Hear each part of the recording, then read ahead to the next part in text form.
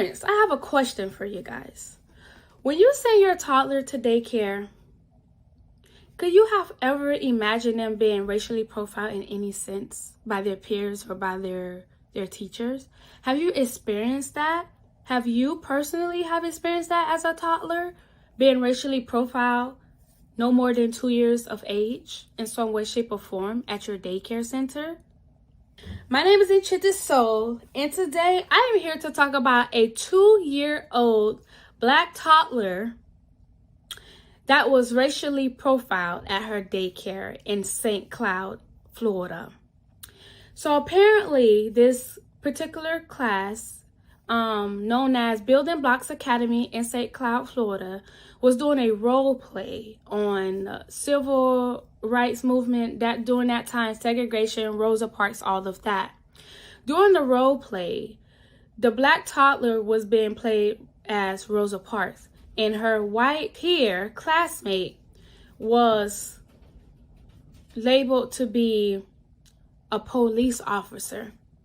During the role play, the white peer fingerprinted and handcuffed the 2-year-old black toddler, depicting when Rosa Parks was arrested when she refused to give up her seat when she was on a bus to a white male.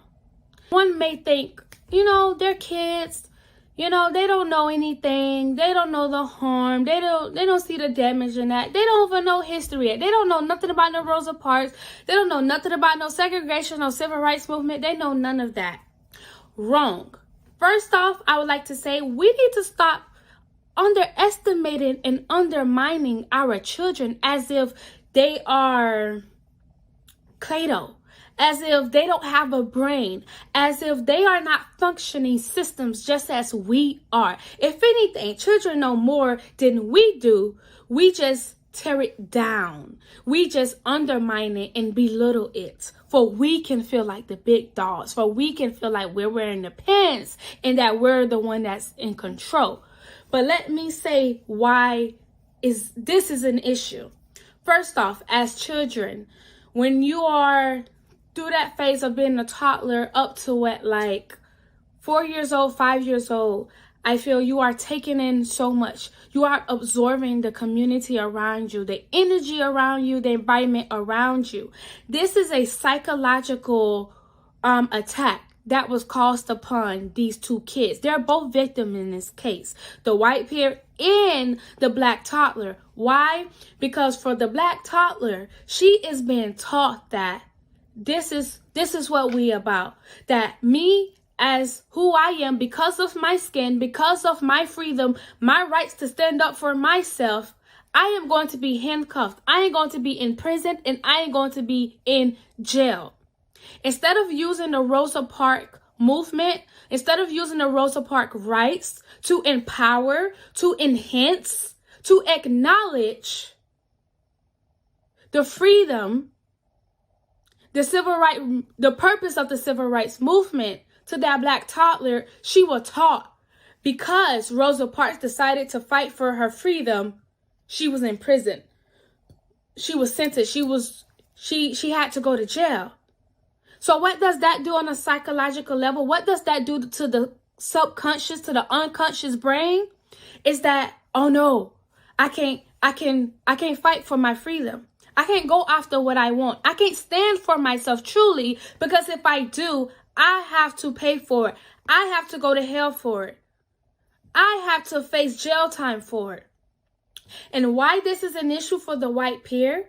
For the white peer, that child is being psychologically attacked to believe I must go after this particular individual, this race, any being that has this skin tone, that they are my enemy, that I must salvage them, that if they put up any fist, if they raise their voice even a little, if they decide to fight for them, for their race, for their freedom, that I have to kill them, that I have to jail them, I have to imprison them. Because no way they know who they are. No way can they know their power. If they know their power, all hell will break loose. there's a psychological attack on all of us, guys. And I just want to acknowledge that. But it's the kids that's really the target. Because if you could train them young, by the time they are an adult, they in that fixated mindset. And it's going to take everything in that universe to change that child's mind mentality, that adult mentality. But when they are a kid, they don't know what is right. They don't know what is wrong. They don't know what is good and they don't know what is bad. They don't know who's God. They don't know who's the devil. They only go off by what their environment is implementing inside of them. And with this particular story, their environment is telling them, you as a black woman, this is what's going to happen to you if you decide to go this route. If you decide to fight for your freedom. You as a white male or female, you must take down this race if they decide to stand for themselves. With everything in your power. You may not understand why, but because of your lineage, your history, your ancestors, this is your job and this is what you have to carry out. This is your purpose and this is the plan. The daycare itself, they say they had no idea of the role play of what was going to go down. So to my belief, it was up to the teachers, the instructors, whoever was in charge. But I feel that that's not enough. I feel the instructors, the teachers, whoever wrote the play needs to be evaluated, needs to face consequences of some sort. I'm not saying they have to go to jail, but like training, some sort of training, equality training, race training, something. Because there's a deeper issue behind this. This shows that whoever wrote that script, they have been implanted from their parents and their educational systems and their environment. This is how I view the black race. Who are you to fight for your right? Black boy, black girl.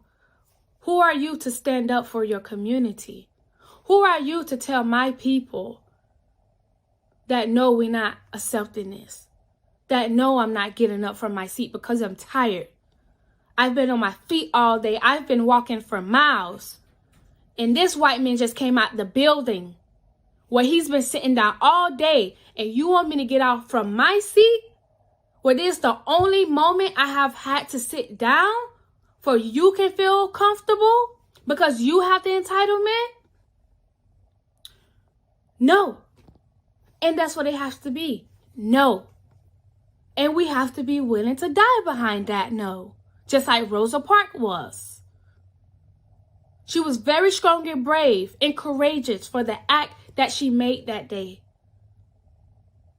She probably didn't even want to do it, but because she was so tired. She was so tired. She had no choice but to stand up for herself. That's just how tired she was.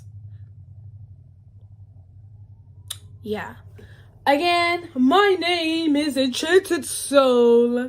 You can follow me on my personal channel at Enchxnted Sol, and I appreciate you for stopping by. Thank you.